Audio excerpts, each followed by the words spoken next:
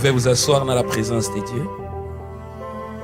Ce soir, je vais parler sur le thème intitulé « Détruire les idoles de la maison de ton Père ». Si vous avez vos Bibles avec vous, nous allons lire quelques passages de la Bible. Nous sommes dans le livre des Hébreux chapitre 7.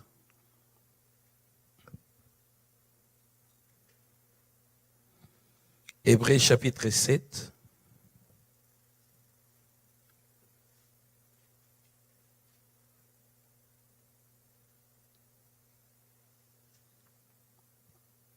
Versets 9 à 10.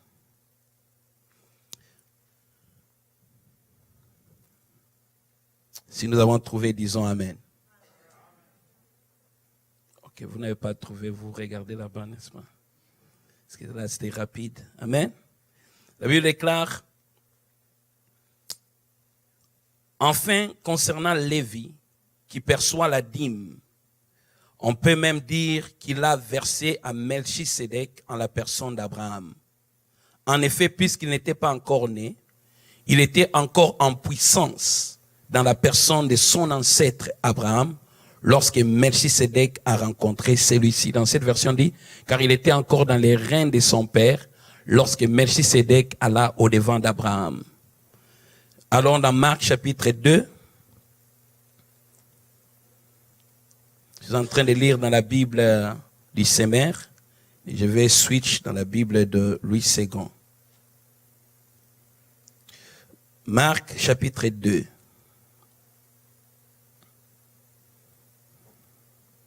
Versets 1 à 12. Quelques jours après, Jésus revint à Capernaum. On apprit qu'il était à la maison et il s'assembla un si grand nombre de personnes que l'espace devant la porte ne pouvait plus les contenir. Il leur annonçait la parole. Des gens vinrent à lui, amenant un paralytique porté par 4 hommes. Comme ils ne pouvaient l'aborder à cause de la foule, ils découvrirent le toit de la maison où il était, et ils descendirent par cette ouverture le lit sur lequel le paralytique était couché. Jésus, voyant leur foi, dit au paralytique, « Mon enfant, tes péchés sont pardonnés. » Il y avait là quelques scribes qui étaient assis et qui se disaient au-dedans d'eux, « Comment cet homme parle-t-il ainsi? Il blasphème. Qui peut pardonner les péchés si ce n'est Dieu seul? » Jésus, ayant aussitôt connu par son esprit ce qu'il pensait au-dedans d'eux, leur dit, « Pourquoi avez-vous de telles pensées dans vos cœurs? Lequel est le plus aisé de dire au paralytique, tes péchés sont pardonnés, ou de dire, lève-toi, prends ton lit et marche? Or, afin que vous sachiez que le Fils de l'homme a sur la terre le pouvoir de pardonner les péchés, je te l'ordonne, dit-il au paralytique, lève-toi, prends ton lit et va dans ta maison. Et à l'instant, il s'éleva, prit son lit et sortit en présence de tout le monde, de sorte qu'ils étaient tous dans l'étonnement et glorifiaient Dieu, disant, nous n'avons jamais rien vu de pareil. Est-ce qu'on peut acclamer pour la parole de Dieu?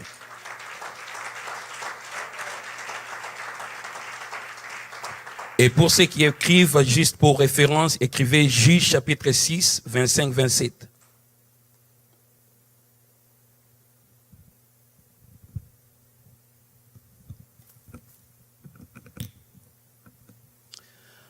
Alors, j'aimerais que vous puissiez très bien m'écouter, puisque je vais expliquer quelques éléments très importants qui vont nous conduire dans la prière. Puisque nous allons prier en ces jours pour que nous puissions briser l'influence des idoles de la maison de nos pères, la maison de nos mères. Et quand je parle de père, ça peut ou ne pas être ton père direct.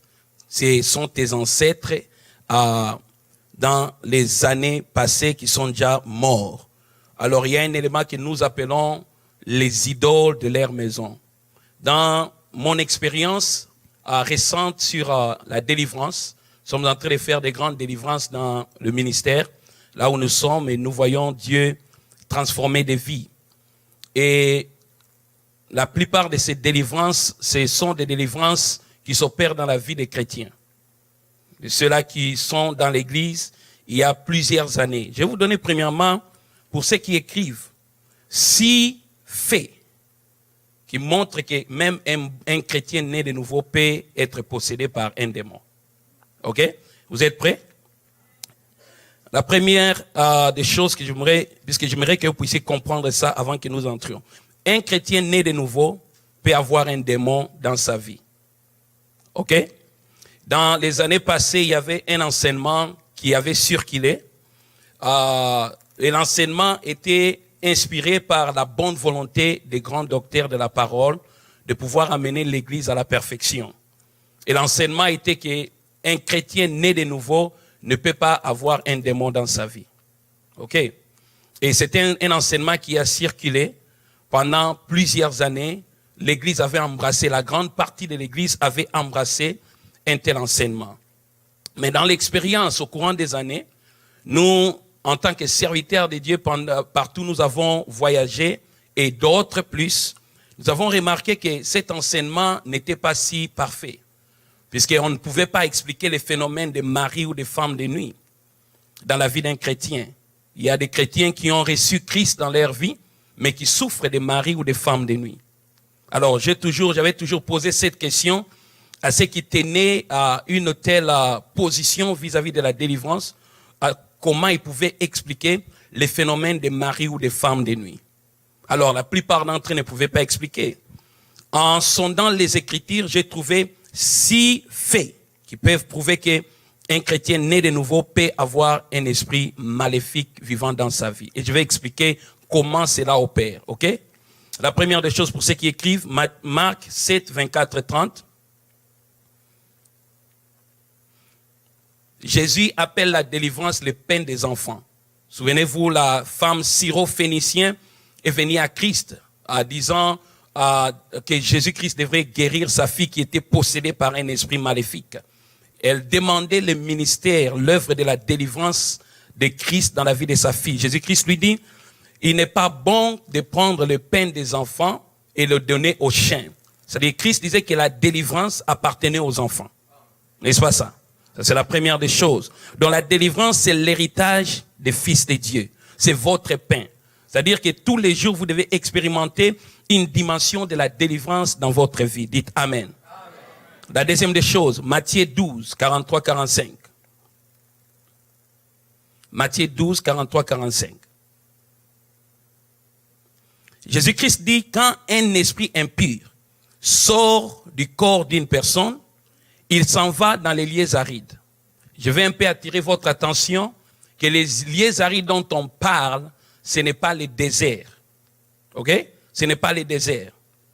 Parce que quand je grandissais, on chassait les esprits impurs. On disait qu'aller dans les déserts. Puisque si c'était les déserts, ceux qui habitent vers les déserts des Sahara allaient avoir un problème. Imaginez-vous tous les démons que nous chassons descendre dans un désert. Ça allait être catastrophique. Les lieux arides, puisque les démons ne peuvent vivre et opérer très bien que dans le corps humain. OK? Je ne vais pas entrer dans la doctrine des démons. Ils ne peuvent opérer que dans le corps humain, puisque c'est là où ils trouvent leur soutien. C'est pourquoi j'ai dit aux gens, écoutez-moi très bien, à chaque moment que vous expérimentez la délivrance, la chose que vous devez connaître est ceci. Les démons qui habitaient dans votre vie étaient soutenus par quelque chose. Il y avait une chose qui soutenait ces démons. Et quand on chasse ces démons, il va chercher un autre corps. Aussi longtemps que le démon n'est pas dans un corps humain, il est dans les lieux arides. Puisqu'il n'a rien pour manger. Il est nourri par quelque chose que l'humain lui offre. Ce sont peut-être tes habitudes, ton caractère, les vertus maléfiques que tu as qui nourrissent ces démons. Puisqu'il doit boire l'eau qui est la vie, il doit manger quelques fruits dans ta vie. Et quand ces fruits ne sont pas les fruits de la nature de Christ, c'est ça ce qui nourrissait cet esprit. Amen. C'est pourquoi j'ai dit, quand on vous fait la délivrance, faites tout que ces démons ne rentrent pas. Parce que tout démon qui est chassé dans ta vie, il rentre toujours un temps pour voir. On dit que les démons vont rentrer dans cette maison pour voir réellement la condition de cette maison. s'il trouve que la maison est bien balayée et que c'est vide. Maintenant, quand Christ parlait de ça, il ne parlait pas des païens. Puisque un païen ne peut jamais meubler sa maison qui est sa vie. Il parlait des chrétiens, des gens qui sont sauvés, qui ont expérimenté la délivrance et ils n'ont pas pu meubler leur maison. Ils n'ont pas pu causer que les fruits de la nature de Christ paraissent dans leur vie. Et quand les démons viennent, ils voient la maison là est balayée, la maison est vide. Qu'est-ce que les démons vont faire? Il prend encore 7 autres plus méchants que lui. Il vient rentrer, puisqu'il sait que si je rentre seul, on m'avait tabassé là-bas. Il faut que je prenne 7 autres pour encore renforcer cette maison. Est-ce que vous me comprenez? Et ceci prouvait qu'un chrétien peut avoir une possession satanique. Troisièmement, 1 Corinthiens 6, 19.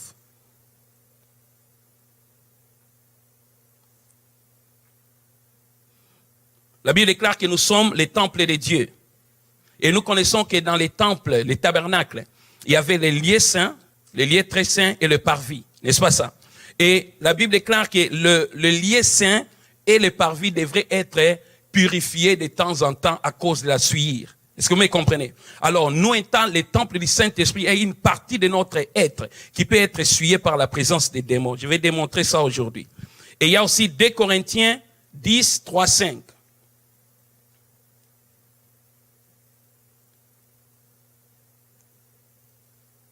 La Bible déclare que nous renversons les raisonnements qui prennent captive la vérité de Dieu. Il parlait de la possession satanique dans la pensée des chrétiens. La pensée d'un enfant de Dieu peut être possédée par des esprits. N'est-ce pas ça? C'est pourquoi nous voyons les phénomènes de dépression. Il y a des chrétiens qui ont des dépressions extraordinaires. Est-ce que vous me comprenez? Quel nombre encore? 4, 5? 2 Corinthiens 11, 4.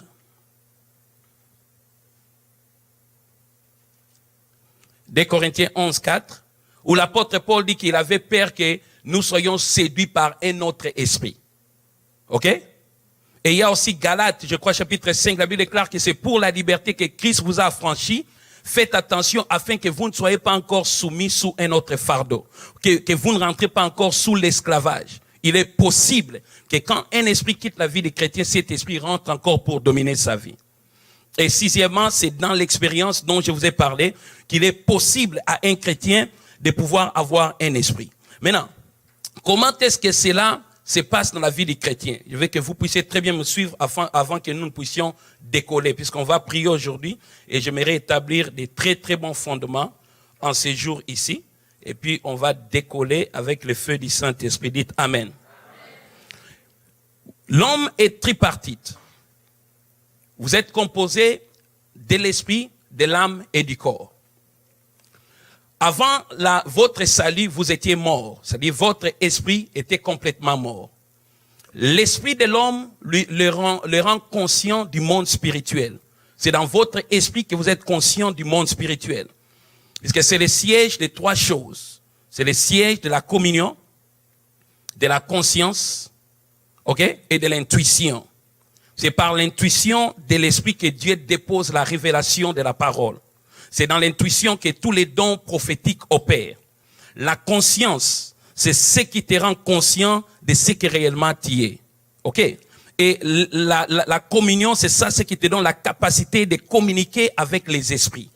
Que ce soit l'esprit de Dieu ou les esprits sataniques. Alors, ton âme, c'est le siège qui te rend conscient de toi-même. OK? Ton âme te rend conscient de qui tu es. C'est le siège de 3 grandes choses. La pensée, la volonté et les émotions. Est-ce que vous me comprenez très bien? Et puis, nous avons le corps humain qui vous rend conscient du monde matériel. Votre corps vous rend seulement conscient du monde matériel. Et c'est là où se trouvent les 5 sens, dont nous avons la vue, l'écoute, la toucher, et vous connaissez tout ça pour ceux qui ont étudié. N'est-ce pas ça? Alors, le monde corps vous rend conscient du monde physique.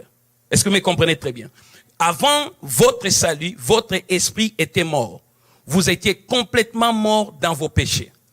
Et à cause des péchés d'Adam, ok, écoutez-moi très bien, à cause du péché d'Adam, quelque chose s'était passé dans votre âme, que je vais expliquer.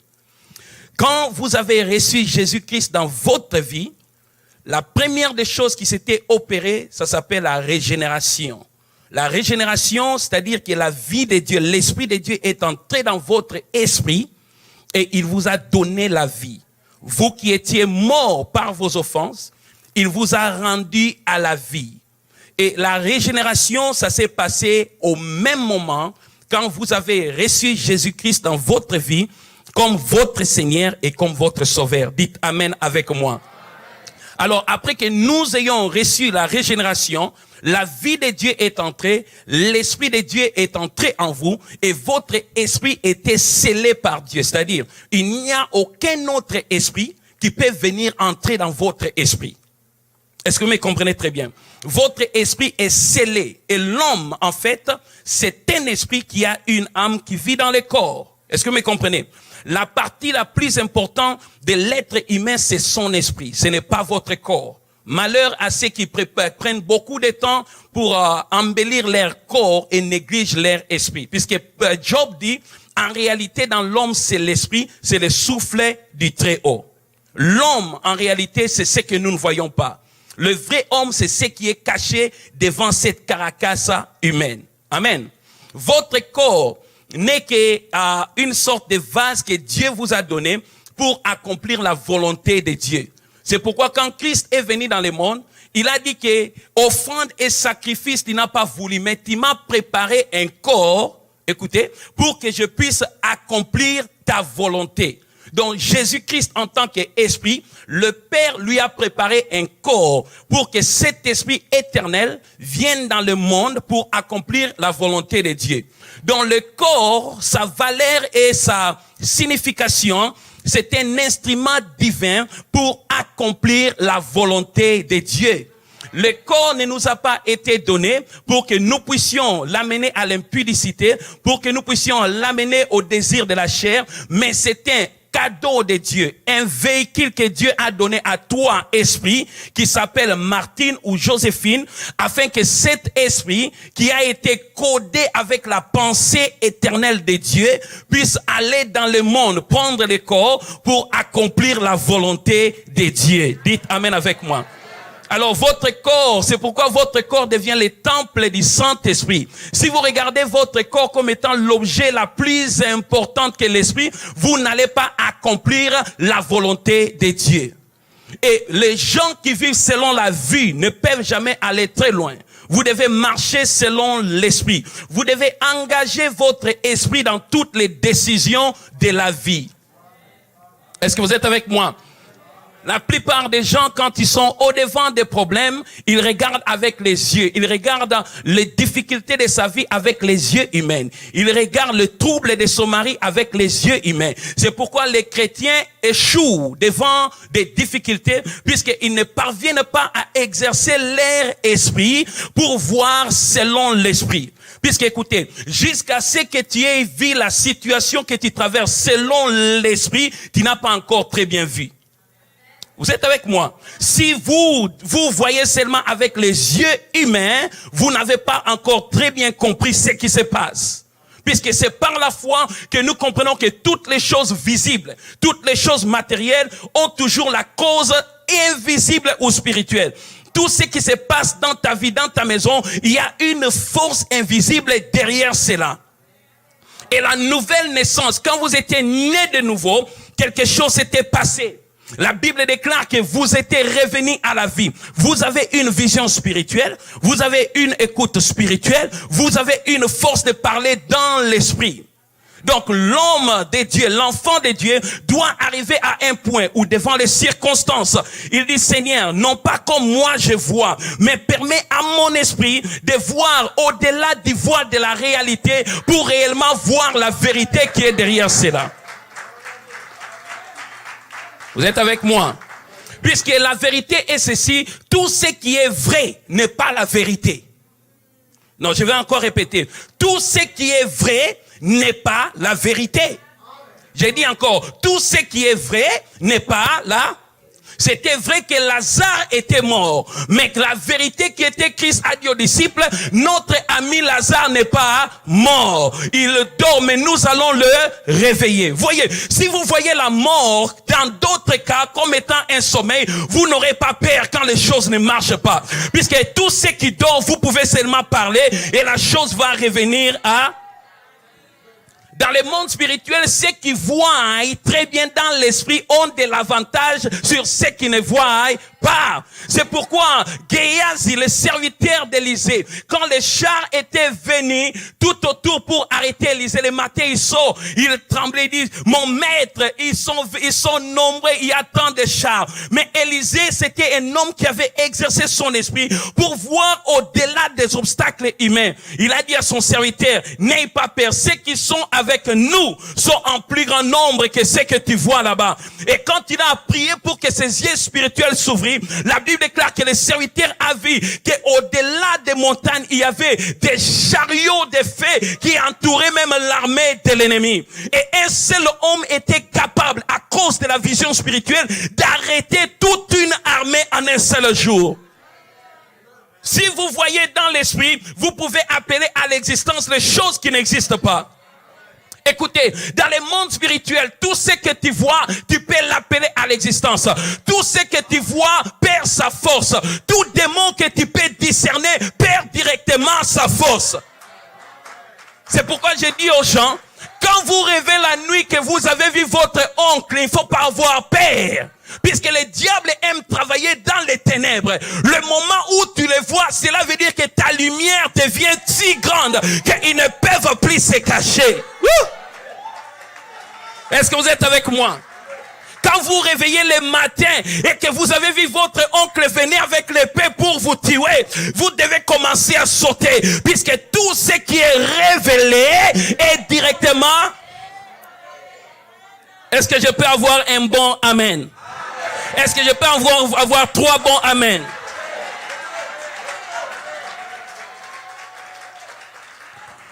Vous devez voir dans l'esprit. Le monde dans lequel nous vivons, il y a tant de réalités qui se passent. Vous devez exercer votre esprit. Quand les problèmes arrivent, entrez dans le sanctuaire de la présence de Dieu. Dis Seigneur, ouvre mes yeux pour que je puisse réellement voir qu'est-ce qui se cache derrière la vie de ma fille. Qu'est-ce qui se cache derrière mon mari. Qu'est-ce qui se cache derrière mes affaires. Écoutez, vous avez droit en tant qu'enfant de Dieu de voir. C'est la bénédiction de racheter. Vous pouvez voir comme Dieu. Vous pouvez comprendre comme Dieu. Vous pouvez parler comme Dieu. Vous pouvez marcher comme Dieu. Vous pouvez exercer l'autorité comme Dieu. C'est pourquoi quand Jésus a vaincu sur la croix, il a laissé les diables dans le monde. Vous savez pourquoi? Pour que vous puissiez terminer un travail. Les tabasser réellement, le rosser réellement. Ceux qui voient au-delà du voir de la réalité, ils n'ont pas peur. Puisque quand vous voyez votre ennemi, vous allez voir qu'il n'est pas aussi si grand. Il n'est pas aussi si fort. Vous êtes plus fort que les Goliaths qui viennent au-devant de votre vie. Savez-vous pourquoi les diables se cachent? Savez-vous pourquoi il se cache dans les ténèbres? Puisqu'il est si petit au-devant de vous. Écoutez, la Bible déclare que celui qui est en vous est plus grand que celui qui est dans. Il se cache puisqu'il n'est pas comme vous. Vous êtes des fils de Dieu, rachetés par le sang de l'agneau. Vous êtes assis avec Jésus-Christ dans les lieux élevés au-dessus de toute principauté et de toute domination. Le diable a plus peur de vous que vous avez peur de lui. Est-ce que vous êtes avec moi? Il a plus peur de vous que vous avez peur de lui. Est-ce que quelqu'un peut dire Dis, mes yeux vont voir maintenant. Ne bouge pas jusqu'à ce que tu aies vu. Est-ce que vous êtes avec moi? Et je vais vous donner une révélation. Quand vos yeux s'ouvrent, vous n'allez pas voir la défaite. Vous n'allez pas voir la maladie. Vous n'allez pas voir les échecs. Jésus-Christ a dit, n'étais-je pas dit, si tu crois, tu verras la gloire de Dieu. Quand tu ouvriras tes yeux au-dessus de la maladie, tu verras la guérison. Au-dessus des difficultés, tu verras la solution. Au-dessus des blessures, tu verras un Dieu puissant, un Dieu d'amour. Est-ce que vous êtes avec moi? Tout ce que je vous dis, c'est de voir avec les yeux de l'esprit. Entre dans la présence de Dieu et commence à adorer. Dis, Seigneur, je ne sors pas d'ici jusqu'à ce que mes yeux s'ouvrent. Il a dit à Abraham, regarde au nord, regarde à l'est. Tout ce que tu peux voir, tu peux l'obtenir. Si tu regardes dans l'esprit, tu verras la solution, tu verras la paix, tu verras la joie, tu verras la bénédiction, tu verras des chemins et des portes qu'aucune autre personne ne peut voir. Dites Amen à haute voix. Dites Amen à haute voix. Dites, j'ai la nature de Dieu. Je peux voir comme mon Père. Écoutez, vous pouvez voir comme votre Père. Car l'Esprit éternel, l'Esprit qui a appelé le monde à l'existence, il habite au-dedans de vous. Activez vos yeux de l'Esprit.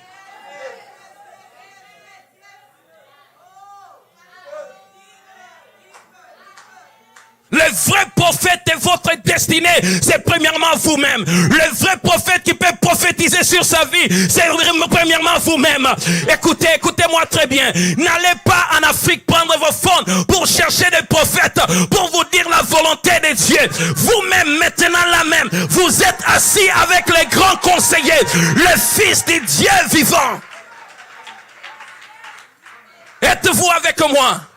Tout ce que le diable a peur, c'est que vos yeux s'ouvrent pour voir. Mais la Bible déclare, il n'y a rien de caché qui ne sera révélé. Tout ce qui est caché sera dévoilé.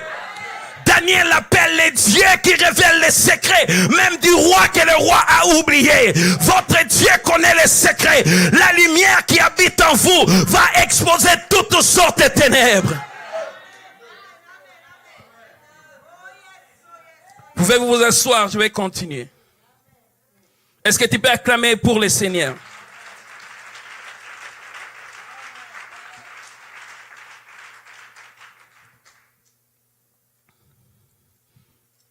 Alors, dans 2 Corinthiens 1:10, l'apôtre Paul nous parle des 3 dimensions de la délivrance. Il dit que c'est Dieu qui nous a délivrés, qui nous délivre et qui nous délivrera. Il parle des 3 dimensions de la délivrance. Le Dieu qui nous a délivrés, ça parle de la régénération de ton esprit. Béni soit Dieu le Père qui nous a sauvés du royaume des ténèbres et nous a transportés dans le royaume du Fils de son amour. C'était la délivrance de votre esprit. Les 3 ont été accomplis simultanément sur la croix. Ok?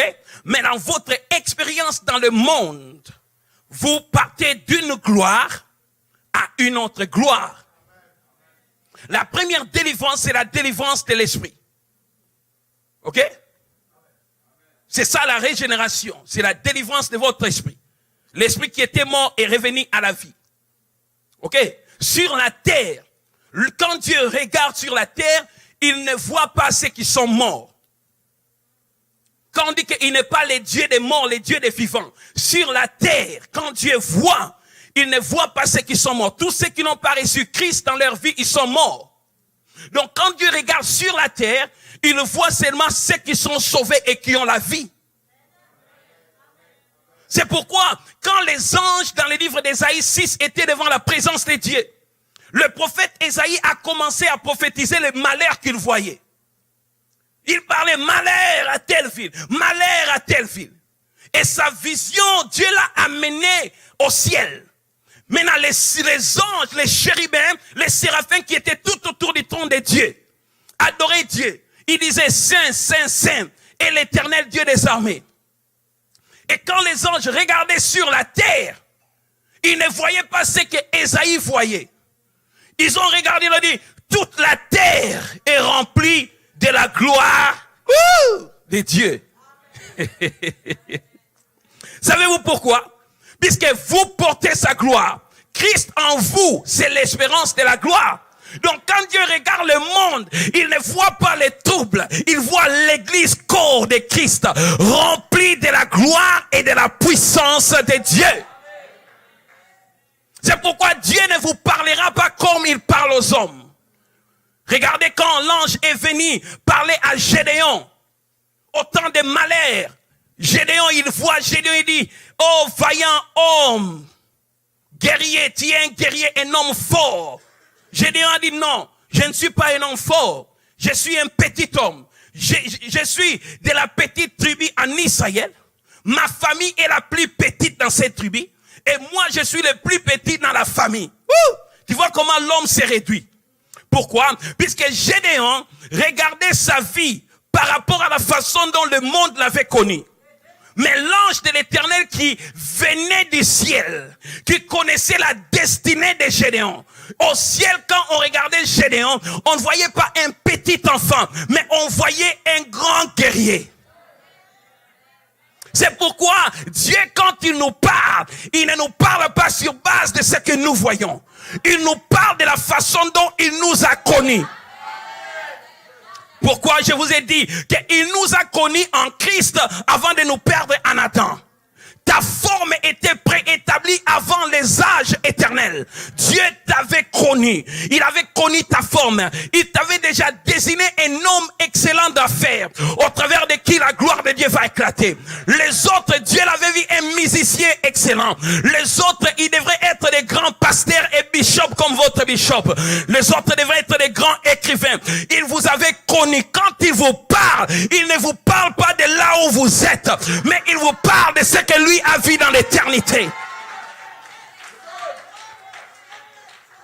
Tu étais si merveilleux, merveilleusement créé dans l'éternité, que quand Adam a péché, Dieu a regardé la beauté de ta destinée. Il a dit, je peux tout perdre. Je peux perdre Lucifer. Je peux perdre les anges déchus. Mais je ne vais pas perdre cette fille. Je ne vais pas perdre ces garçons.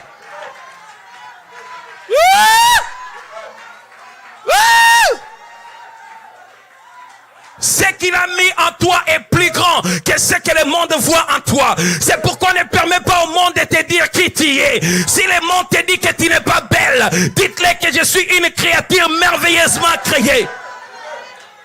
Si le monde te dit que tu ne peux pas le faire, dis-lui que je puis tout par celui qui me fortifie. C'est à cause de ce que Dieu a établi en toi que le Fils est venu pour mourir, pour sauver, pour récupérer la beauté que Dieu a établie en toi depuis l'éternité. Ne permets pas à l'homme de définir ta vie. Refuse que ta maman te dise que tu vas échouer. Si c'est ton père qui te dit que toi tu ne vaux rien, regarde-le aux yeux, dis, il y a le Père éternel qui m'a déjà béni. Dites Amen si tu crois à cela. Asseyez-vous, nous allons continuer. La deuxième dimension de la délivrance, c'est ce qui se passe dans l'âme, la transformation. Je vais arriver là-bas. La troisième, c'est la glorification de notre corps. Votre corps n'a pas encore subi cette délivrance. Quoique le prix est payé, nous allons de gloire en... La glorification, c'est quand la dernière trompette sonnera et que le corps mortel sera revêtu de l'immortalité et que vous serez réellement plus que les anges. Parce qu'écoutez, dans l'éternité, nous aurons la gloire du Seigneur lui-même, puisque nous serons tels qu'il est. Nous aurons une gloire supérieure aux anges. Notre corps sera plus glorieux. C'est pourquoi les anges, la Bible déclare que les prophètes qui ont prophétisé, touchant au salut qui vous a été annoncé, ont fait de ces saluts l'objet de leurs recherches et de leurs investigations. Voulant connaître les temps et les époques marquées par les pères dont il s'agissait de Christ, duquel les anges désirent plonger les regards. Mais la véritable version dit, les anges désirent échanger de position. Écoutez, les anges veulent devenir les humains, puisqu'ils savent la fin des humains.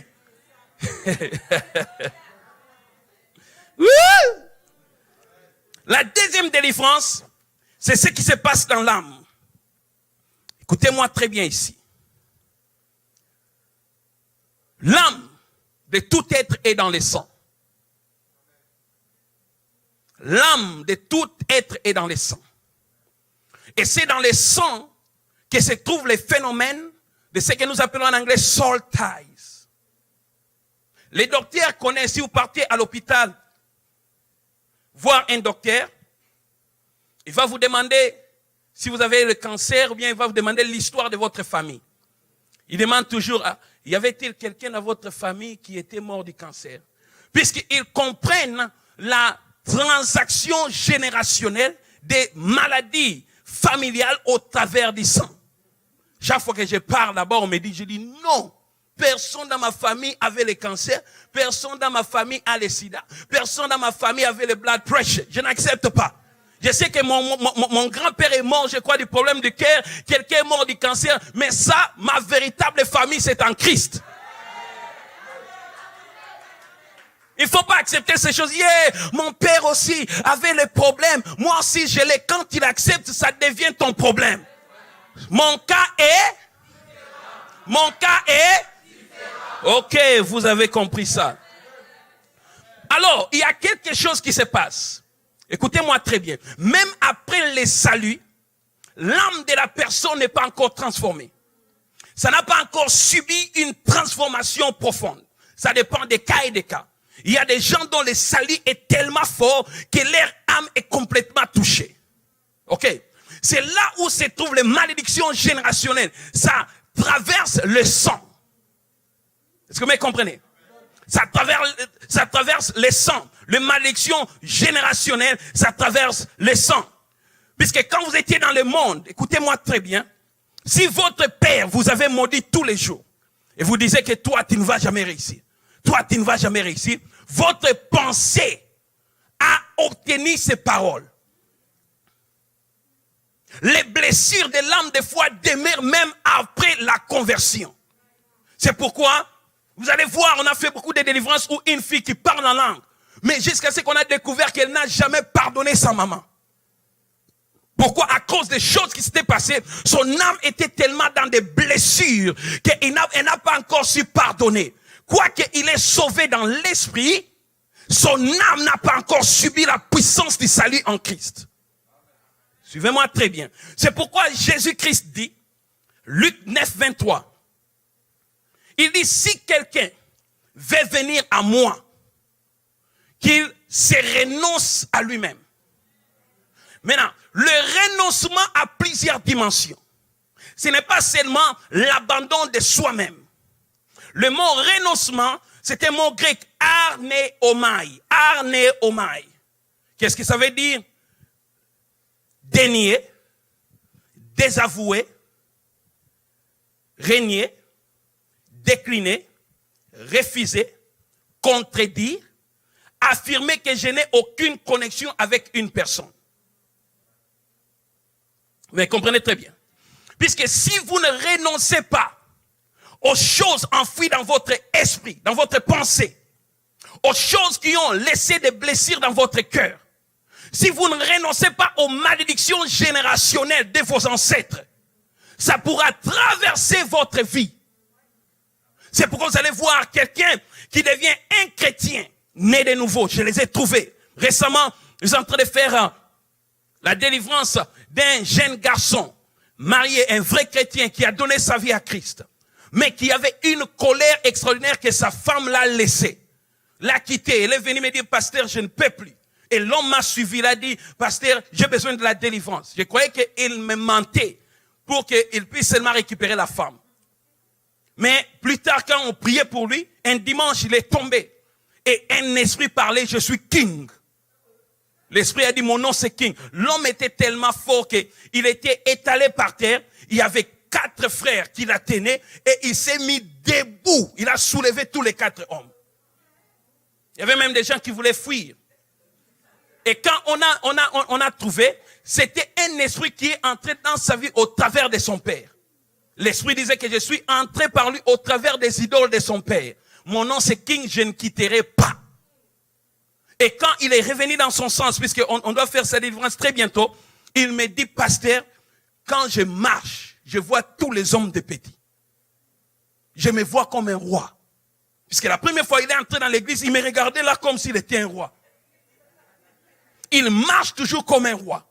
C'était un esprit maléfique qui a maltraité sa femme. C'était un esprit qu'il a hérité de son père. Hébreux 7, 9, 10 dit ceci. Quand Abraham donnait la dîme à Melchisédek, c'était en fait Lévi qui était appelé à être un sacrificateur qui donna la dîme à Melchisédek. Quoiqu'il était dans les reins de son père, le jour où Abraham a croisé Melchisédek et a donné une offrande, c'était son fils qui donnait l'offrande au travers d'Abraham. Pour lui, c'était la bénédiction générationnelle. Mais imaginez, quand tes ancêtres entraient dans les maisons de Foudou, ou tes parents, tes ancêtres, entraient dans la Rose-Croix, quand ils entraient dans la Maïkari, quand ils entraient dans toutes les sciences occultes pour offrir des sacrifices, établir une alliance avec les diables, que toi tu n'étais pas encore né, mais puisque tu étais dans les reins de tes ancêtres, c'est toi aussi qui entrais en cette relation avec ces esprits. Vous avez offert des sacrifices sans le savoir, avant que vous ne soyez nés. C'est pourquoi vous allez voir un enfant qui porte le caractère de son père, qui porte les mauvaises choses de son père. Son père avait beaucoup de femmes, lui aussi court derrière beaucoup de femmes. Son père avait la colère, lui aussi a la colère. Sa maman insultait les hommes, elle aussi insulte les hommes. Sa maman trichait dans la maison de son père, elle aussi triche dans la maison de son père. Dans leur famille, il y avait un problème de la pauvreté qui s'attache à eux. Ce sont des choses qui sont normales et réelles. Et si vous doutez, je vous donne quelques exemples dans la Bible où il y a les mauvais esprits. Les défauts générationnels peuvent transcender de génération en génération. Premier exemple, si vous écrivez, Siméon et Lévi. Genèse 49, 5, 7. Et Genèse 34. Êtes-vous avec moi? Les enfants de Jacob. Jacob avait une fille du nom de Dina. Le fils de Sichem, le prince de Sichem viola Dina. Et quand il a violé Dina, il est venu s'excuser. Il a dit non, je vais marier la fille. Jacob a dit, pour marier ma fille, il faut que tous les hommes puissent se circoncire dans votre ville. Tous les hommes se sont circoncis. Et pendant qu'ils étaient dans la peine de la circoncision, Siméon, Lévi, ils prennent leurs épées, ils tuèrent tous les hommes dans Sichem.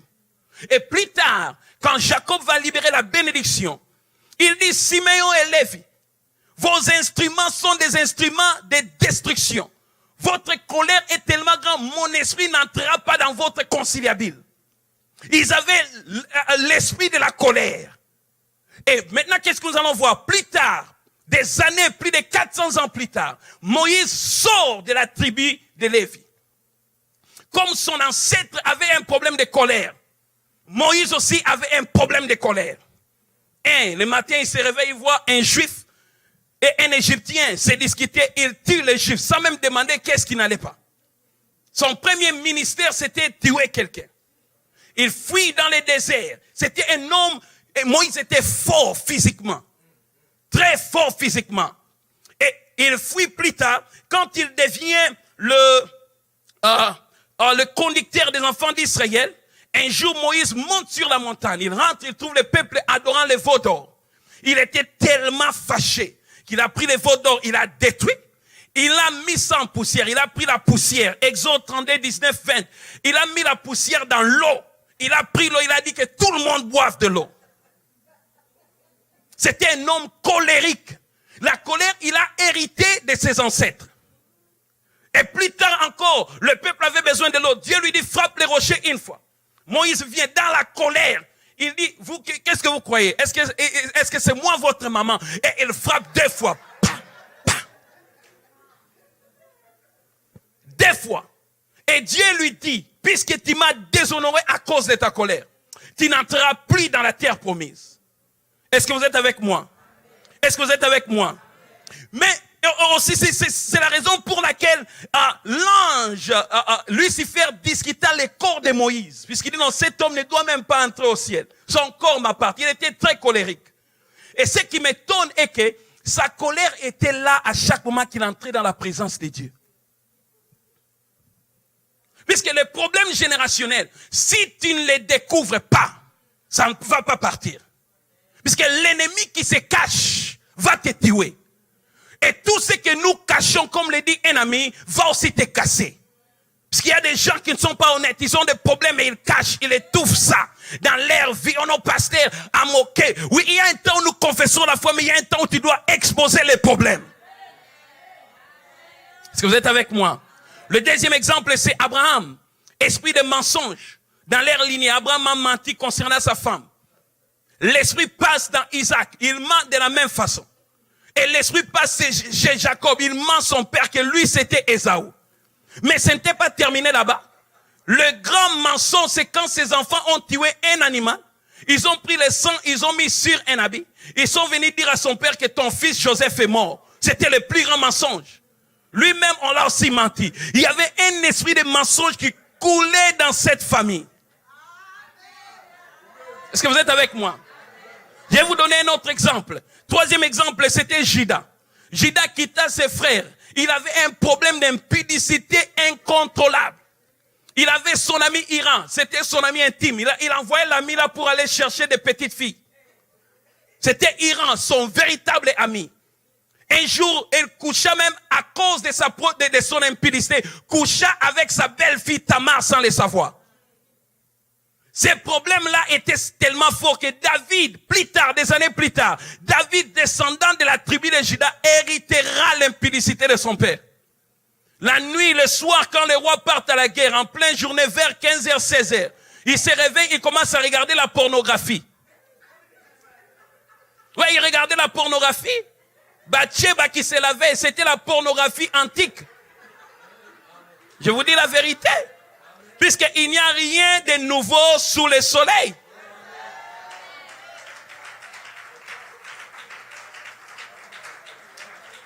Comme l'a dit un ami, aujourd'hui vous partez dans des malls et la porte s'ouvre seule. Vous croyez que c'est du nouveau? Non. Et rappelez-vous quand l'ange avait délivré Pierre, les portes se sont ouvertes comment? Pierre arrive, les portes, il arrive, les portes. Oh, la submarine, c'est une invention nouvelle. Que les hommes peuvent partir sous l'eau. Rappelez-vous de Jonas, 3 jours et 3 nuits, au-dedans du ventre d'un poisson. C'était la submarine. J'ai dit ça en anglais, sous-marin. Il regardait la pornographie le soir et il est tombé dans l'impudicité. Mais ses enfants ont aussi hérité l'impudicité. Quelques années, Amon, son fils, couche avec sa sœur Tamar, la viole même. Et ce n'était pas terminé. Son fils Absalom hérite l'impudicité de son père. Couche avec les 10 femmes de David. Mais non, ce n'était pas terminé. Mais Salomon maintenant a dit non, moi je vais vous montrer le niveau de l'immoralité. 300 femmes et 700 concubines. Je ne sais pas qu'est-ce que ces gars-là buvaient.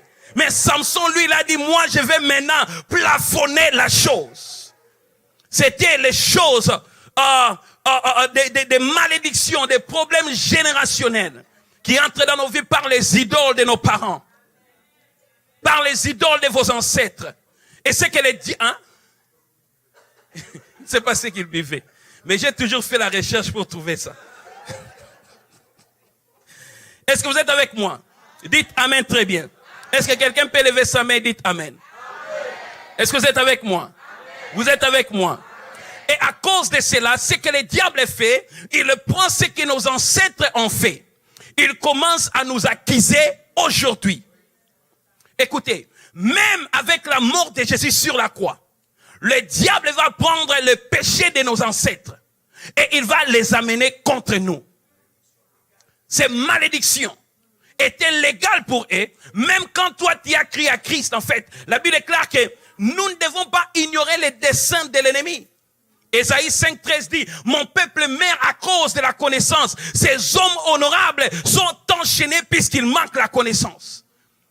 Les liens qui demeurent dans la vie des chrétiens, c'est puisque nous ne savons pas comment confronter ces choses. Vous devez connaître la vérité de ce que Christ a fait pour vous sur la croix.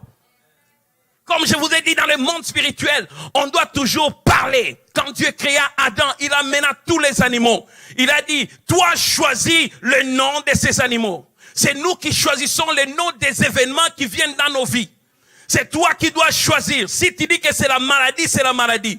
Mais si tu regardes la maladie, tu dis que c'est la guérison, la maladie devient réellement la guérison.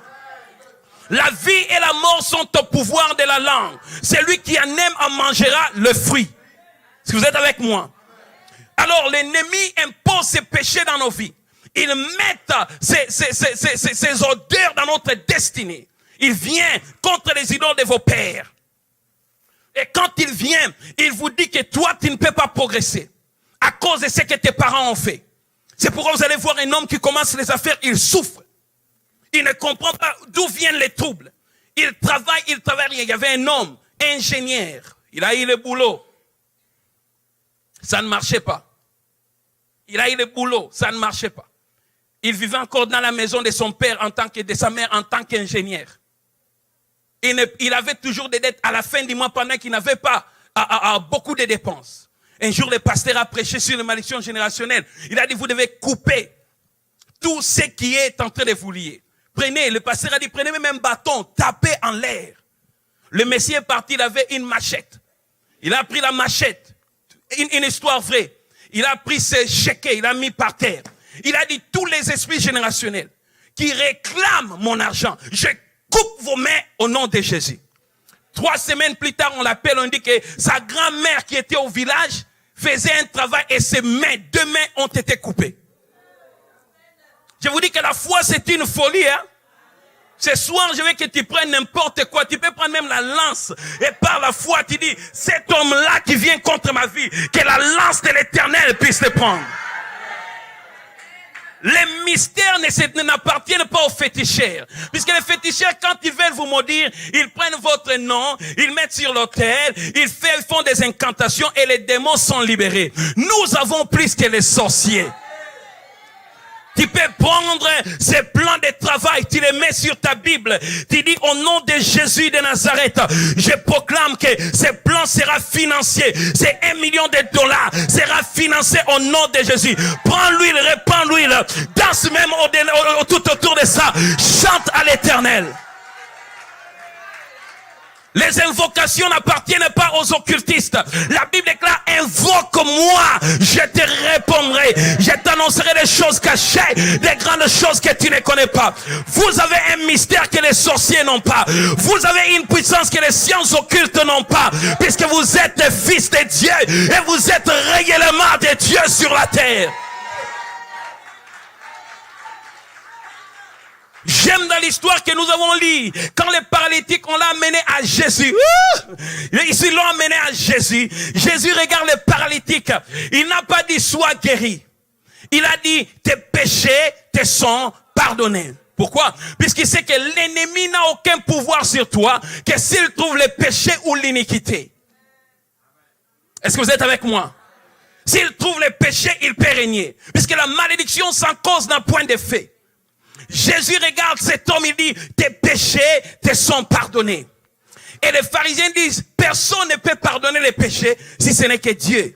Et Jésus leur dit, afin que vous sachiez que le Fils de l'homme a sur la terre le pouvoir de pardonner les péchés. Lève-toi et voici la bonne nouvelle que je vais vous annoncer. Que nous allons lancer aujourd'hui comme une flèche à l'ennemi. Je sais que tes ancêtres se sont compromis avec les esprits impurs. Je sais que tes ancêtres ont répandu des sangs et ils ont bloqué toute ta famille. Je sais que ce que tes parents ont fait ont des répercussions sur toi. Mais il y a de cela 2000 ans sur la croix, quand le Fils de Dieu mourait. La Bible déclare qu'il avait effacé l'acte dont les ordonnances nous condamnaient et qui subsistait contre nous et les a cloués à la croix. 2000 ans sur la croix, quand Jésus était mort pour toi, il avait pardonné tes péchés. C'est que tes ancêtres avaient fait, puisque toi tu avais cru, Jésus l'avait pardonné. Maintenant, si le diable t'a condamné à cause des péchés de tes ancêtres, puisque là où il trouve le péché, il peut condamner. Si à cause des péchés de tes ancêtres, il avait arrêté tes affaires, l'a mis sur une forme de paralysie, afin que ça ne marche pas, a pris ton mariage, l'a mis sur une paralysie, afin que ça ne marche pas, a pris ta santé, l'a paralysé, a pris tes affaires, l'a paralysé, puisque Jésus t'a pardonné, il dit, quand je pardonne, je te donne la force de te lever et de marcher au nom de Jésus.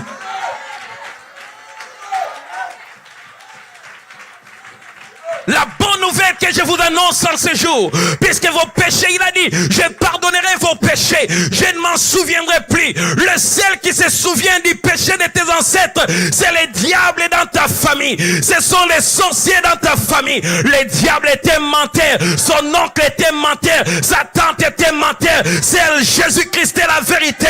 Si mes péchés ont été pardonnés, il n'y a aucune force qui peut retenir ma destinée. Lève-toi et marche. Je ne sais pas dans quelles conditions tu te trouves. Je ne sais pas dans quelles conditions les esprits familiales t'ont pris. Peut-être tes business sont déjà par terre. Peut-être tes enfants sont par terre. Peut-être c'est ta santé. Mais quand le sang de l'alliance a coulé, tu as été pardonné. Tu as été pardonné. Il a effacé tes péchés. Aujourd'hui, le Fils de Dieu déclare, lève-toi, marche. Lève-toi, marche. Que tes business marchent. Que ta maison marche, que tes enfants marchent, que ta santé marche, au nom de Jésus.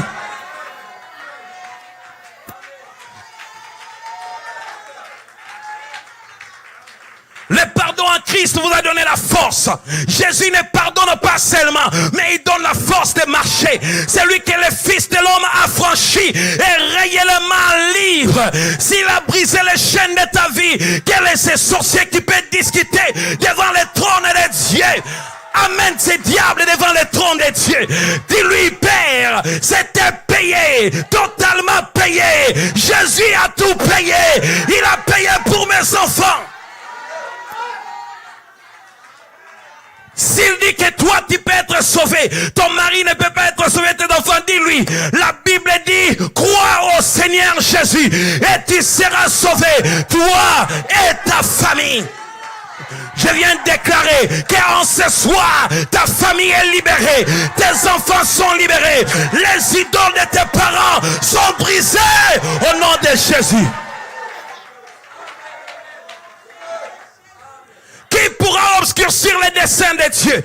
Qui pourra challenger, défier le sang de l'alliance? Personne, personne. Il y a la puissance dans le sang de l'agneau, la puissance qui libère, la puissance qui détruit la maladie.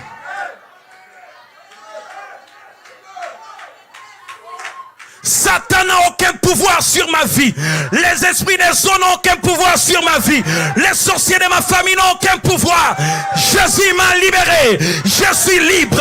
Il m'a affranchi. Je suis affranchi. Il m'a béni. Je suis béni. Est-ce que quelqu'un croit à cela? Aujourd'hui, c'est votre jour de la délivrance. Puisque Jésus est mort. L'horaire de la croix, c'est ma joie. L'horaire de la croix, c'est ma délivrance. Il a porté mes malédictions. Il a porté mes maladies. Il a dit, tout est accompli. Combien était accompli? Combien était accompli? Combien était accompli? Quand il dit tout, c'est tout. Quand il dit tout, c'est ta maison. Quand il dit tout, ce sont tes enfants. C'est ton mariage. C'est tes affaires. Quand il dit tout, tout était accompli. Shadaradadada. Lève tes mains en l'air. Commence à pousser des grands cris pour ta délivrance ce soir.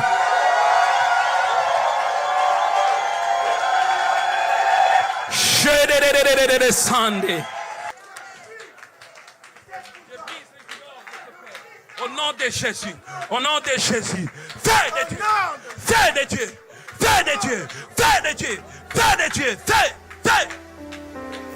Allez, toi, esprit impur, sors de ce corps. Sors. Sors. Sors. Sors. Sors. Sors. Sors. Sors. Sors. Sors. Elle est libérée. Elle est libérée. Santa. Rekapapa rabachete. Écoutez, écoutez. Je veux que tu pries avec moi. Shadegete. Lève tes mains là où tu es. Lève tes mains. Quand on va prier, voici ce que tu vas sentir. Je veux que tu pries avec tout ton cœur. Puisque les anges de Dieu sont là. Ce qui sort de ta bouche par la foi qui a été activée ce soir, ils vont récupérer ta destinée. Il y a des destinées qui ont été éparpillées partout dans le monde. Il a pris ton mari, l'a caché. Il a pris ta santé, l'a caché. Mais aujourd'hui, tu récupères tout. Puisqu'il n'a aucun droit. Il n'a aucun droit. Tu vas répéter après moi. Et quand tu répètes, si tu sens que tu veux vomir, n'hésite pas. Parce que des fois, quand les esprits impurs sortent de la vie de quelqu'un, ils sortent de plusieurs façons. Tu peux commencer à tousser fort, tu peux vomir. Ok? Tu peux sentir le feu de Dieu sur toi. Ok? Et le vent de l'esprit va aussi passer dans la vie de plusieurs personnes. Ferme tes yeux. Ferme tes yeux, ferme tes yeux. Ferme tes yeux, ferme tes yeux. Dis Seigneur Jésus. Dis ça à haute voix. Seigneur Jésus. Je te remercie. Puisque sur la croix, mes péchés ont été pardonnés. Je te remercie. Puisque sur la croix, mes péchés ont été pardonnés. Tu l'as effacé sur la croix. Sur la croix, les péchés de mes ancêtres ne s'appliquent plus à moi. Les jours que tu es venu dans ma vie, tu m'as pardonné. Tu m'as pardonné. Tu m'as lavé. Ce que mes ancêtres ont fait, ce que mes parents ont fait, ne s'applique plus à moi. Maintenant, au nom de Jésus, je prends autorité contre vous les esprits, les idoles de mes parents, les idoles de mes ancêtres, qui contrôlent ma destinée, qui contrôlent mes finances, qui contrôlent ma maison, qui contrôlent ma destinée. Sortez de mon corps, libérez ma vie, libérez, libérez, au nom de Jésus. Commence à prier, à chasser ces esprits. Jésus, je te libère de malédictions familiales. Je te libère des idoles de tes parents. Je brise les idoles de tes parents. Allez, toi, esprit impie, sors de ce corps. Sors. Sors de ce corps. Sors de ce corps. Sors de ce corps. Sors de ce corps. Sors de ce corps.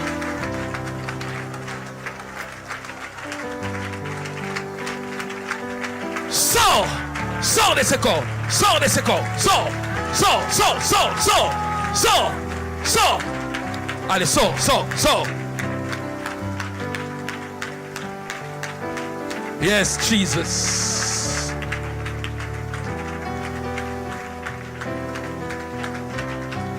Au nom de Jésus, je brise les idoles de ta famille. Je brise les idoles de ta famille qui ont de l'impact sur ta vie. Je les brise en te touchant par l'onction du Saint-Esprit. Je te proclame, loose. Tu es libéré, tu es libéré, tu es libéré, tu es libéré de ces idoles. Au nom de Jésus.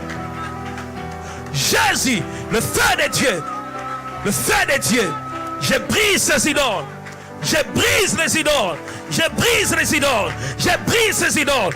Au nom de Jésus. Au nom de Jésus. Au nom de Jésus. Allez, sois libéré. Par le sang de Jésus. Par le sang de Jésus. Par le sang de Jésus. Par le sang de Jésus, par le sang de Jésus, par le sang de Jésus, par le sang de Jésus, par le sang de Jésus. Libéré, libéré, libéré. 1, 2, 3. Ouss. Réparabasata, lève tes mains au nom de Jésus. 1, 2, 3. Je te libère de tous les liens et réclamations des esprits familiales qui te réclament la nuit et le jour. En ce jour, je récupère ta vie de toutes ces choses. Allez, 1, 2, 3. Ouss. Sois libéré au nom de Jésus. Sois libéré. À libérer sa vie. Libéré. Ouss. Ouss. 1, 2, 3. Libéré. Au nom de Jésus. Et tarabashande. Rukatatata. Amen, là ici. Lève tes mains. 1, 2, 3. Libérés au nom de Jésus. Les idoles de tes parents sont libérés au nom de Jésus. Rabashata. Enda, lève tes mains. Tu as une grande destinée. Tu as une grande destinée. Tu es appelé à faire de grandes choses. Et le Seigneur me dit sa gloire et son feu descend sur toi. Aujourd'hui, Dieu te prête à dire 1, 2, 3. Loose. In the name of Jesus. Libéré au nom de Jésus. Chetetetetete. Reparabashanta. Shendarabasata. Endarababashaka. Lève tes mains, commence à remercier le Seigneur. Dis Seigneur, merci puisque ton sang m'a libéré. Commence à prier le Seigneur. Ton sang m'a libéré. Commence à prier le Seigneur. Commence à prier. Commence à remercier le Seigneur. Commence à remercier le Seigneur. Jésus. Jésus. Jésus. Jésus. Tout poison satanique des serpents et des scorpions de l'enfer, je les détruis du dedans de toi. Au nom de Jésus. Au nom de Jésus. Au nom de Jésus. Au nom de Jésus. Au nom de Jésus. Merci Père. Merci Père.